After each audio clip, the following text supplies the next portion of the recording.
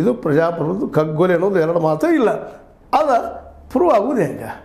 ಒಂದೆರಡು ನಡೆದಿರಲಿಲ್ಲ ಅಂತಂದ್ರೆ ಪಾಪ ಅವ್ರಿಗೆ ಯಾಕೆ ಆರೋಪ? ಮೋದಿಯವರಿಗೆ ಮತ್ತು ಗೆದ್ದಂಥ ನಿತೀಶ್ ಅವರಿಗೆ ಇಬ್ಬರಿಗೂ ಅದು ತಪ್ಪನ. ಹೀಗೆ ಆಗಬಾರ್ದಾಗಿದ್ದರೆ ನ್ಯಾಯನಿಷ್ಠುರವಾಗಿ ನಿರ್ಣಯವನ್ನು ಕೊಡಬೇಕಾಗಿದ್ದು, ತನಿಖೆ ಮಾಡಿಸ್ಬೇಕಾಗಿದ್ದು ನ್ಯಾಯದ ಕರ್ತವ್ಯ ಅಲ್ವಾ? Supreme court judges, chief justice ಈ ದಿಶೆಯಲ್ಲಿ ಚಿಂತನೆ ಮಾಡಬೇಕಾಗಿದೆ. ಸೋಮೂಟಾಗಿ ತೆಗೆದುಕೊಂಡ ಭಾರತದ ಪ್ರಜಾಪ್ರಭುತ್ವವನ್ನು ಉಳಿಸುವ ಕೆಲಸ ಮಾಡಬೇಕಾಗ್ಯದ.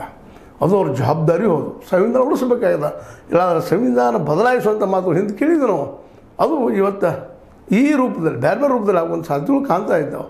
ಆ ಎಲ್ಲ ನೆಲೆಗಟ್ಟಿನಲ್ಲೇ ಇವತ್ತು ಸುಪ್ರೀಂ ಕೋರ್ಟದ ಕರ್ತವ್ಯ ಭಾಳ ದೊಡ್ಡದ. ಅವ್ರಿಗೆ ಹೇಳುವಂಥ ಒಂದು ಏನಂತಾರೆ ದೊಡ್ಡ ಸ್ಥಿತಿ ನಮ್ಮದಲ್ಲ, ಬಟ್ ಇದು ನಡೆದು ನಿಮ್ಮ ಜೊತೆ ಮಾತಾಡಬೇಕಾಗ್ಯದ. ಇವತ್ತು ಮೋದಿ ಸತ್ಯಾನ, ಜ್ಞಾನೇಶ್ ಕುಮಾರ್ ಅವರು ಸತ್ಯಾನ, ರಾಹುಲ್ ಗಾಂಧಿ ಅವರು ಸತ್ಯಾನ, ಅಥವಾ ಈ ಮೂರು ಜನರು ಸುಳ್ಳು ಯಾರು, ಇದನ್ನು ಹುಡುಕೋರು ಯಾರು?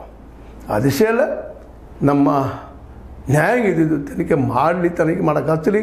ಮತ್ತು ನಮ್ಮ ಪ್ರಜಾಪ್ರಭುತ್ವ ನಮಗೆ ಉಳಿಸುವಂಗೆ ಮಾಡಿರಿ. ಪ್ರಜೆಗಳಿಗೆ ತಮ್ಮ ಹೋಟೆಲ್ ಹಾಕುವಂಥ ಒಂದು ಅಧಿಕಾರ ಸಿಗಲಿ. ಈಗ ಸಿಕ್ಕಿಲ್ಲ ಅಂತ ಹೇಳ್ತಾ ಇಲ್ಲ, ಬಟ್ ಇವು ಆರೋಪಗಳು ಬರ್ತಾ ಇದ್ದಾವೆ.